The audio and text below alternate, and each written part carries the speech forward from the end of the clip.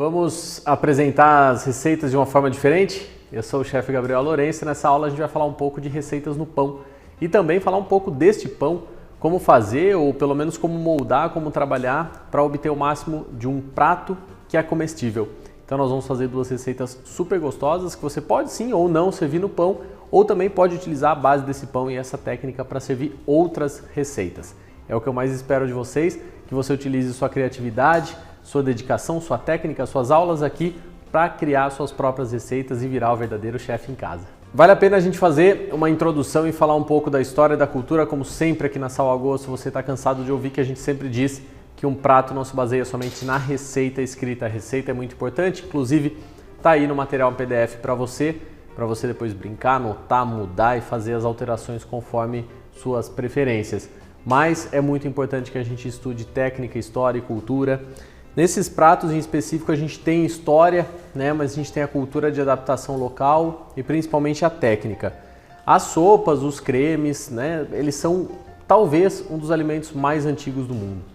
Então lá na história antiga, quando o ser humano queria se alimentar de alguma coisa que ele julgava muito dura ou que ele não conseguia mastigar direito, né, ele colocava então para cozinhar geralmente dentro de água. E ali ficava cozinhando aquilo, e quando a gente passa por esse calor úmido, a gente tem toda uma transformação do alimento, no qual ele se modifica, né, mas não muito, por isso que um alimento cozido numa fervura, por exemplo, é diferente do alimento feito na brasa. A gente tem uma aula, né, de preparos básicos, onde a gente fala muito de diferença de calor seco e úmido, mas ao mesmo tempo o que é mais importante de toda essa reação é a troca que acontece entre o alimento e aquele líquido que ele está trabalhando, no líquido que ele está cozinhando dentro junto. Então a gente tem vários métodos para se fazer isso, né? Você pode, por exemplo, aromatizar uma água, no caso fazer um caldo base, depois utilizar esse caldo base para aromatizar preparos, como é o caso de algumas das receitas que a gente faz nesse módulo. Aqui vale um parênteses bem interessante, meu conselho é: assista, nós temos várias aulas de creme, caldo, sopa, receitas no pão. É interessante você assistir todas essas, porque aí você consegue ter todas as bases.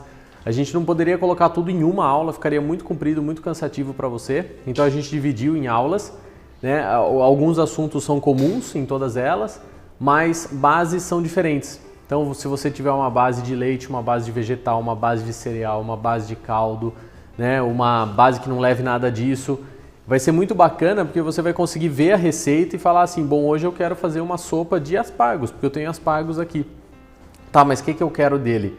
Eu quero ele mais leve, mais pesado, eu quero ele mais completo, com um cereal, com algum farináceo. Então será que eu vou fazer um caldo, um creme ou uma minestra? Né? Qual que é a diferença? Como é que eu elaboro isso? Então basicamente você pode ter um caldo simplesmente extraindo sabores através da fervura. Nós vamos começar a fazer um aqui agora, né, um caldo base que a gente pode usar direto. Nós também falamos bastante de caldo nas aulas de risoto, então se você depois for fazer ou já fez essas aulas, revise essa questão do caldo aí que é interessante. E eu vou iniciar um preparo básico de um caldo para a gente começar a falar dessa transformação. Mas aqui já vale uma observação interessante. O que eu espero do meu caldo? Então é sempre assim, o que eu quero do meu prato para identificar a técnica que eu vou utilizar. Quando a gente fala na outra aula de calor seco e úmido, a gente sempre fala que os calores úmidos, dentro de água ou numa fervura ou a vapor, modificam um pouco o alimento. Então por mais que eu fique fervendo uma cebola com uma cenoura num caldo, eu vou ter uma certa cor, que é o que eu consigo extrair delas, mas eu não vou ter uma cor super intensa, porque elas não têm uma cor de caramelização, elas não são caramelizadas naturalmente. Então quando você quer modificar muito um alimento, você coloca um calor seco. Então uma dica que eu vou dar aqui para você fazer seus caldos, e aqui numa cozinha profissional a gente estaria até elevando um pouco o nível, não seria somente caldo, a gente já estaria entrando aí no nível de fundos, caldos e fundos. Eu não vou entrar nesse tópico porque é um tópico muito profissional que não vale a pena você se preocupar nesse momento, tá? Mas é uma maneira da gente deixar um fundo, ele é um caldo muito mais elaborado, onde a gente vai extrair caramelizações não só dos produtos que estão dentro dele, mas dos elementos que estão fritando naquela frigideira, naquela panela. Então, para fazer um caldo plus, um caldo bombado, vamos dizer assim, a gente pega e faz o início de um fundo, certo? E aí a gente começa a trabalhar o caldo em cima dele. Então existe um básico que é o mirepoix, que você pode usar sempre, que a gente fala muito em outras aulas, que é cebola, cenoura e salsão. Mas você não precisa ficar preso nisso, porque eu entendo que algumas regiões daqui a pouco você nem encontra. Claro, cebola e cenoura é fácil, mas eu já fui em várias cidades pelo Brasil que nem sempre tinha salsão, ou que nem sempre tinha alho poró. Então o aromático você consegue trabalhar bem num caldo. Basicamente um caldo precisa de uma trinca aí de vegetais, cebola, cenoura, alho poró, o salsão, e aí você pode trabalhar aromáticos e aparas junto com esse caldo. Então, por exemplo, o que eu vou fazer? Eu vou pegar essa cebola com casca, que já foi totalmente higienizada, então isso é bem importante. Eu vou colocar numa panela e você repara que não tem óleo na panela. Se você está produzindo caldos bases, não é legal você colocar muita gordura e principalmente sal. Porque se é base, você não sabe ainda para que você vai usar. E aí vai que naquela receita já tem muita gordura ou já tem muito sal e aí você coloca esse caldo e estraga. Se você está preparando um caldo específico para usar numa receita e deu, é por ali, você até sabe o que vai acontecer, então você pode colocar um pouco mais de gordura ou de sal. Mas por padrão não se coloca gordura e sal num caldo, a não ser dos elementos naturais que estão nele, como as carnes, como as proteínas, e que mesmo assim o certo depois é deixar na geladeira, essa gordura endurecer e você tirar a gordura fora, para o caldo ter zero gordura e zero sal. Então por padrão seria isso. Então olha só o que está acontecendo aqui, a gente está tostando a cebola e a gente começa então a criar um douradinho, uma caramelização no fundo dessa panela. Eu vou colocar a cenoura também aqui para ir tostando, vou colocar algumas folhas de alho poró. Você acha que realmente os caldos nasceram assim? Como eu falei, antigamente, muito antigamente, se jogava o que tinha para deixar aquilo saboroso. O caldo sempre foi uma forma de render, uma sopa de rendimento da comida. Então eu tinha um tanto de comida que não ia dar para alimentar muita gente, eu colocava num grande caldeirão, enchia de água, aquilo se dissolvia, tudo ficava mais nutritivo e eu conseguia alimentar mais pessoas com aquele produto. Então vem principalmente de uma história de reaproveitamento. É normal nos restaurantes a gente descascar caixas e caixas de cebola e não jogar a casca fora. Pega essa cebola, essa casca, higieniza, né, ou já está higienizada e coloca para ferver num caldo. Assim como a casca da cenoura, assim como as folhas do alho poró, né? Então no restaurante correto, ou mesmo em casa, a gente não deveria jogar tudo fora. Mas como em casa eu sei que a gente não descasca caixas e caixas de cebola, então minha dica é que você pode muito bem ir guardando os seus preparos. Então descascou umas 3, 4 cebolas no dia, põe num saquinho e congela. Descascou cenoura, põe num saquinho e congela. Quando você tiver todo esse produto congelado, você tira um dia do freezer, dá uma tostada em tudo e faz o caldo. Então você não precisa usar a cebola in natura para fazer seu caldo. Você pode usar só a casca dela, assim como a cenoura e os outros produtos. Eu joguei aqui dentro também um dente de alho e adivinha só? Com a sua casca. Eu só vou aqui, ó, dar uma esmagada nele, assim ele vai soltar mais aroma ainda.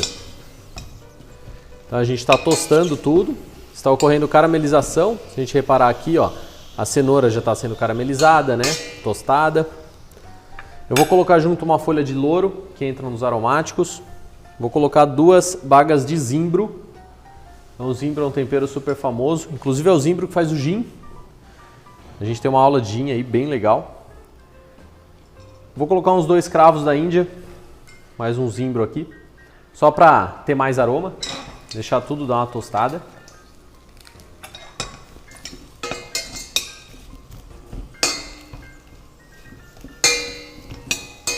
Então não estou queimando efetivamente, estou caramelizando meus produtos. E aí agora eu pego água, vou aqui nessa panela aí.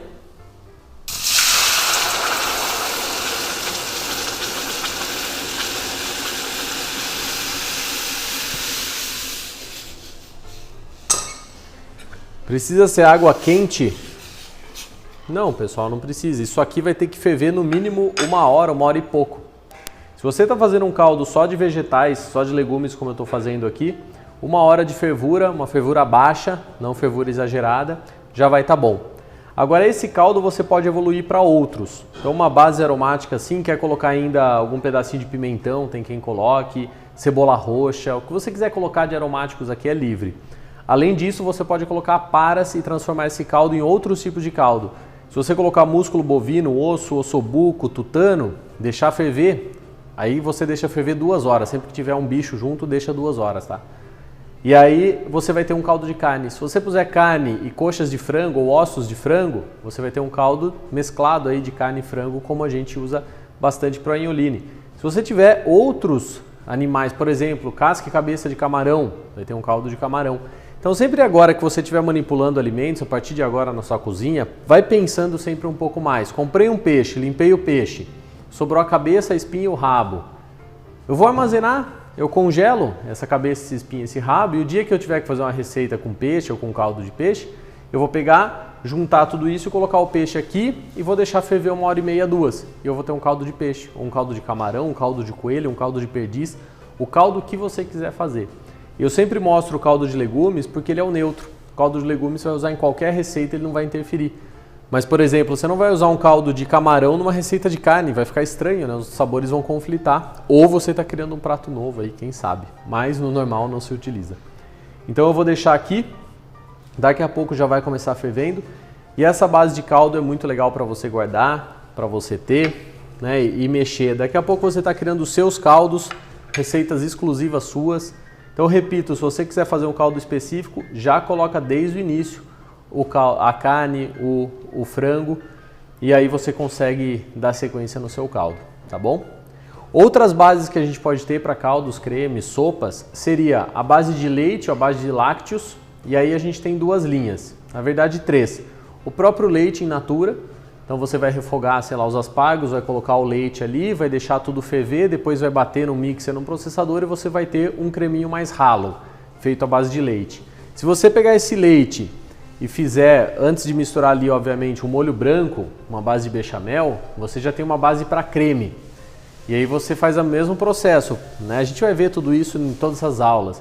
E aí você frita o elemento, coloca esse molho branco, deixa refogar, deixa aromatizar e tudo mais, bate ou só amassa, e você vai ter um creme mais estruturado do que só com leite, a partir do molho branco. Ou você pode ainda utilizar um creme de leite, seja ele fresco ou seja ele o HT. E aí esse creme de leite é uma outra base rápida. Ah, não estou a fim de fazer muita coisa hoje. Se você vai lá, refoga um tomate seco, coloca um alho poró, coloca algum elemento bacana, daqui a pouco um salmão refogado junto, coloca o creme de leite, deixa ferver, mistura, você já tem ali um creme para comer tranquilamente.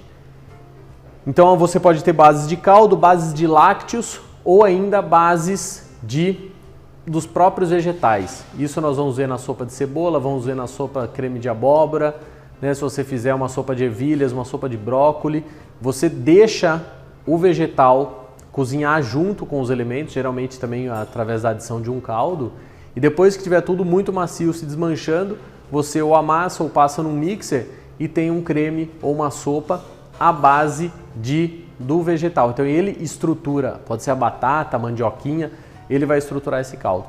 Você ainda pode ter uma quarta opção que se chama minestra. E a minestra, geralmente ela é um creme e vai algum item a mais nela, por exemplo, um cereal, então ou um farináceo. Uma minestra de feijão clássico é uma sopa de feijão com uma massa cozida junto. Ou você pode ter uma minestra de galinha, onde você faz um caldo de galinha, como uma canja, né? E coloca o arroz para cozinhar. E aí você vai comer aquele caldo junto com o arroz, aquilo seria uma minestra.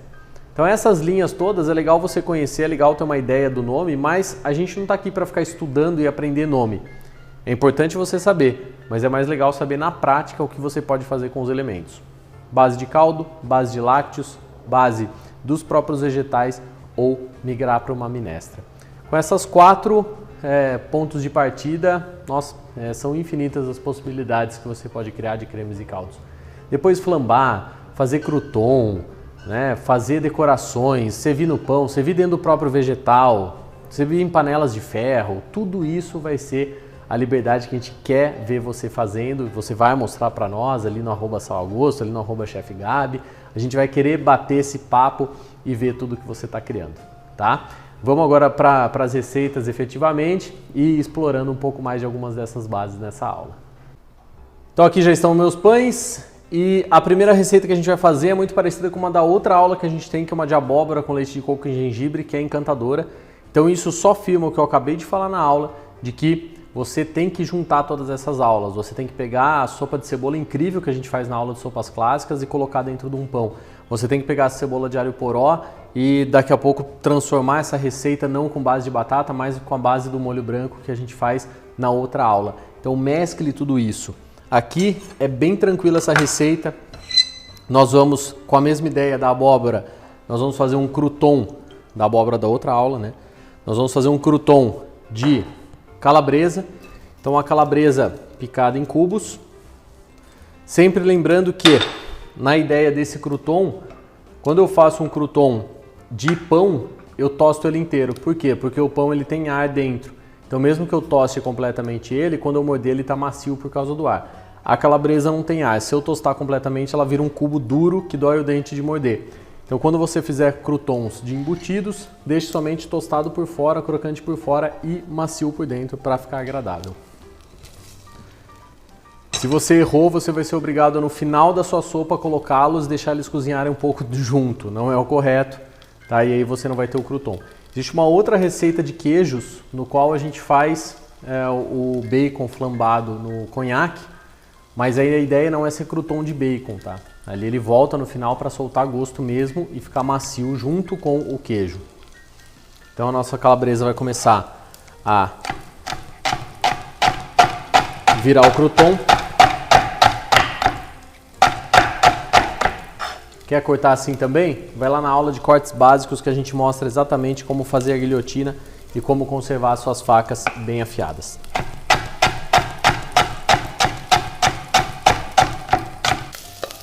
Fogo alto para fazer esses croutons, vai monitorando. A gente te dá duas opções e é aqui que está a diferença dessa receita para aquela lá de abóbora. Nesse caso eu estou utilizando a batata já cozida. Então você cozinhou a batata para fazer uma batata frita, você cozinhou para fazer um purê, né, para fazer uma batata rústica e sobrou. E você não quer fazer mais aquele preparo, então você pode utilizar essa batata cozida para fazer esse creme. Não precisa necessariamente estar colocando uma batata crua. Por que não utilizar a criatividade? Ao invés de fazer batata, você pode fazer isso com mandioquinha, com aipim, tudo vai ficar bem bom. Nossa calabresa, já vou mostrar aqui, está pronta. Vou deixar a panela esfriar um pouco, está bem quente. Então a calabresa ficou assim, ó, um pouco mais escura, crocante por fora, macia por dentro, como a gente queria. Então a ideia é essa, você reaproveitar. Ah, mas não sobrou batata. Mas aí você vai num dia que está fazendo um churrasco, embrulha essas batatas no papel alumínio, deixa lá junto da churrasqueira. Ela vai ficar cozida. No dia seguinte você faz um creme de batata. Ou você ligou o forno para assar uma carne, coloca as batatas lá junto, com casca, já assa essa batata, ela vai ficar cozida e você vai ter a batata pronta para fazer um nhoque ou para fazer um creme. Então otimize o tempo na cozinha. A gente sabe também que isso é economia, isso é muito importante. Né? Aproveita que você vai utilizar um equipamento e já pensa, que mais que eu posso fazer aqui para usar esse tempo e esse gás e essa luz? Com certeza vai começar a nascer muita receita legal na sua casa, porque você vai forçar a pensar, beleza? Então azeite de oliva, já que a gente não está usando lácteos nessa receita, não vou utilizar manteiga, vou utilizar azeite e a gente vai começar a refogar o nosso elemento principal, que é o alho poró. A ideia aqui não é dourar o alho poró, então você vai tomando cuidado para só suar o alho poró, assim como a gente fala naquela cebola do risoto, né?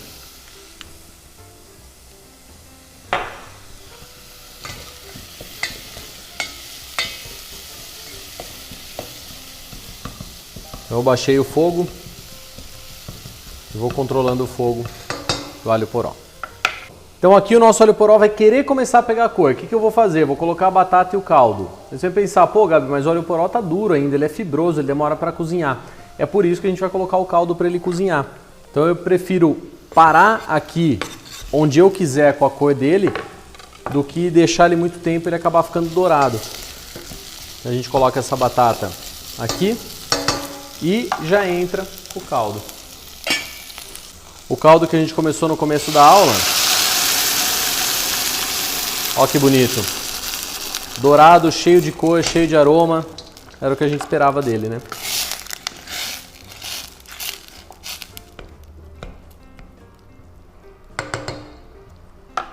Se Se você gosta muito do sabor da calabresa e você quer incorporar e não só utilizá-la como crouton, pode pegar um pouco dessa calabresa e colocar aqui, ó, para cozinhar junto.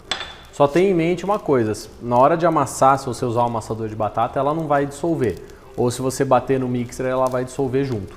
Eu vou utilizar o mixer para ser mais fácil.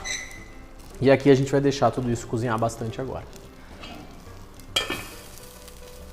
Enquanto o nosso alho poró cozinha, eu vou começar a segunda receita e te mostrar um negócio muito bacana. Essa receita está aqui por um motivo. Uma, porque sopa de feijão é sopa de feijão, né? É um clássico, acho que tem em toda a família e embora você goste ou não, a gente vê direto por aí.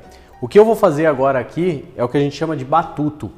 Batuto seria um tempero, um mix de tempero que o italiano usa muito e geralmente para cocções mais longas você pode variar o seu batuto. Você pode fazer com vários tipos de ervas, com vários tipos de aromáticos. Esse batuto eu estou fazendo e você tem tudo anotado aí no PDF, com toucinho, que é essa gordura mais dura do porco. Não é aquela banha suína que a gente compra mais líquida, né? É o toucinho mesmo. Salsa fresca, sálvia fresca e cebola roxa. É mais normal no batuto que se faça com cebola branca, porque o batuto é que nem um caldo, você não sabe exatamente onde vai usar, mas você tem ele pronto na geladeira. E se você tiver com a cebola roxa e o preparo que você for fazer for mais claro, essa cebola vai interferir na cor, né? Então é melhor que você faça um batuto com cebola branca. Como eu vou usar esse batuto numa sopa de feijão, vou utilizar total a cebola roxa, que vai ficar melhor.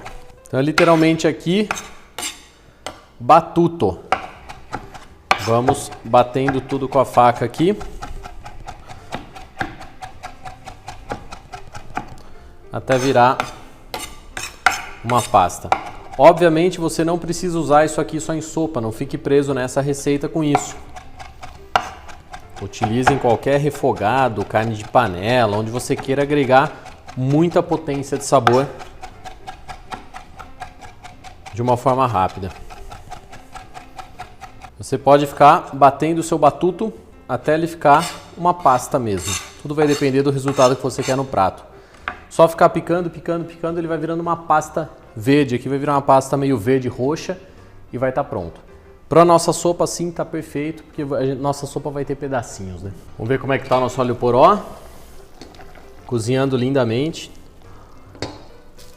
Pessoal, isso aqui já estaria pronto na hora que entrou o caldo, porque o alho poró já estava refogado, então ele já está comestível. A batata já estava cozida, era só bater tudo. A ideia da gente estar cozinhando isso é justamente ficar trocando sabor, homogeneizando isso e dissolvendo esse alho poró.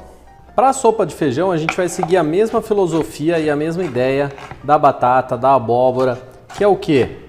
Ou eu cozinhar o elemento só para fazer essa receita ou aproveitamento. Então você fez um feijão, sobrou, você quer dar uma cara nova nele, você pode usar essa receita. Por isso que ela já está escrita ali prevendo que o feijão está cozido. Então você vai conseguir um reaproveitamento muito bom nisso. Claro, não vai esperar o feijão quase estragar para reaproveitar, porque vai dar problema, né? É só para dar uma cara nova nele. A gente vai começar com o batuto. Eu vou colocar um pouco de oliva, mas pouca coisa, porque o batuto tem bastante toucinho, então ele já acaba tendo a gordura natural dele. Aqui eu tenho bastante batuto para essa receita, então eu não vou colocar todo. Vou colocar em torno aqui de umas 2 colheres de sopa, mais ou menos. O resto eu vou bater bastante, cobrir com azeite de oliva e guardar na geladeira. E aí eu vou ter esse batuto para usar durante alguns dias. À medida que o nosso batuto começa a amolecer, a gente vai entrar com a cenoura. Eu fiz cubinho pequeno, assim ela vai cozinhar mais rápido, já que todos os nossos outros elementos já estão cozidos e vai dar um aspecto muito bonito na nossa sopa.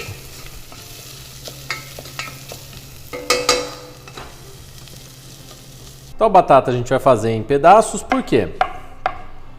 A ideia nessa receita, para ficar um pouco diferente das outras, é a gente entrar com um creme pronto. Então aqui já é um terceiro uso. A gente fala muito em reaproveitamento, mas é como eu contei no começo da aula. As sopas, os cremes, eles vêm de reaproveitamentos, né? Sempre controlados, mas vêm. Então, se você sobrou um feijão, né, e você quer bater ele, ou mesmo você fez um creme de feijão e sobrou e você quer dar um up nele, Então é o que a gente está fazendo aqui, colocamos o batuto, uma cenoura em cubinho para ficar bacana, e aí nós vamos pegar esse feijão que você cozinhou e sobrou, vai colocar um pouco de batata, mais para dar liga, porque sozinho o feijão já dá liga, mas a batata ajuda nessa liga interessante. Vai colocar um pouco do caldo que a gente fez, ou se você não tiver o caldo pronto, põe água mesmo, e vamos...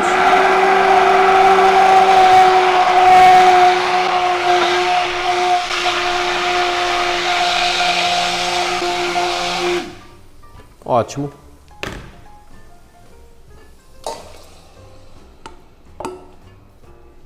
E agora o cheiro disso aqui está incrível, porque o meu feijão já estava bem temperado. A gente anexou esse batuto a todo esse elemento que está aqui dentro. Vai ficar muito gostoso.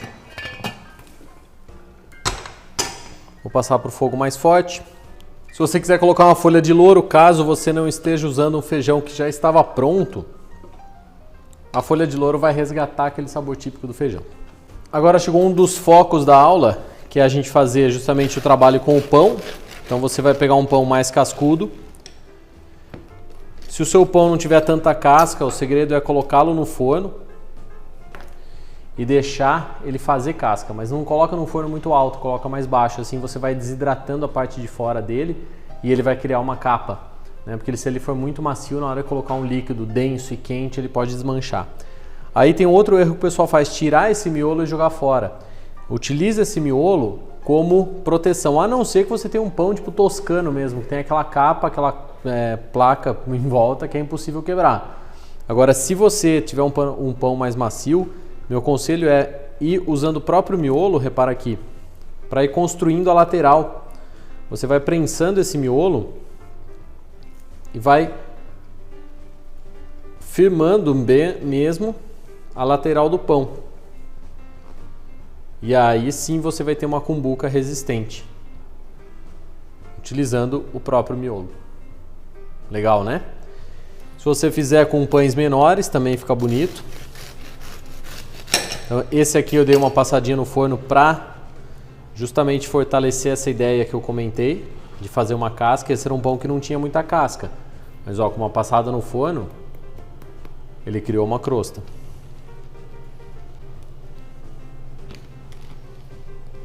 E por último, outro tipo aqui, só pra gente ter uma cumbuca a mais. O batuto ele é realmente assim, ó, encantador. Você vai usar e depois vai avisar pra gente aí nas redes sociais que matou a pau.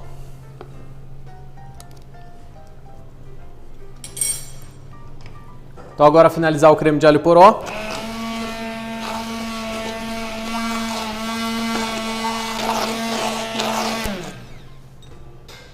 Ótimo. Se você acha que o alho poró ficou na consistência boa, usa direto. Se você acha que quer mais líquido, coloca um pouco de caldo. E se você acha que ficou líquido demais, deixa reduzir mais no fogo. Não tem mistério, não fica preocupado com esse item.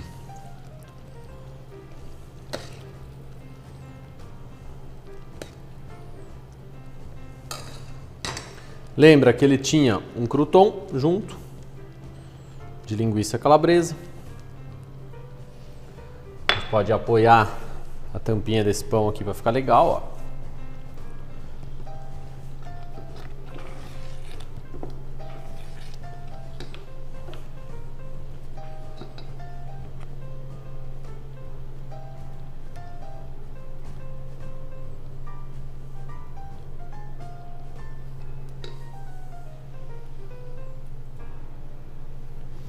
Nosso outro pão e por último a porção individual.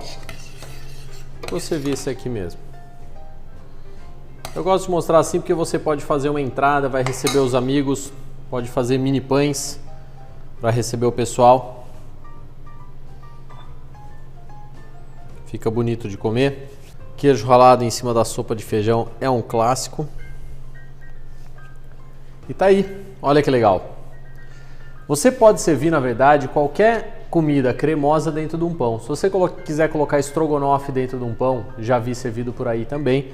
Mas eu gosto dessa questão das sopas, dos cremes. Caldo nem tanto, porque o caldo é muito ralo, mas das sopas e dos cremes, porque eles combinam muito com o pão, porque à medida que esse pão vai amolecendo, a gente vai raspando a colher e comendo junto. Então fica totalmente no clima.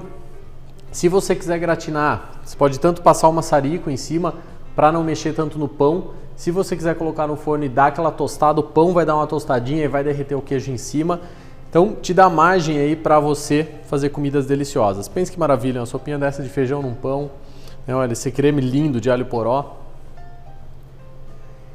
Então espero que você tenha gostado, espero que te desafie, te motive a criar suas receitas e a unificar todas essas aulas. Obrigado pelo seu tempo mais uma vez, desfruta de tudo isso que a gente está preparando para você e um abração.